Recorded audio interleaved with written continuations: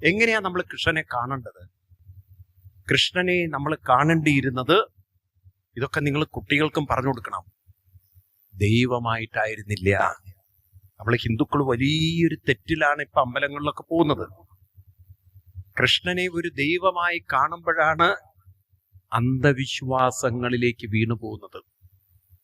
കൃഷ്ണനെ കാണേണ്ടത് ആരായിട്ടായിരുന്നു?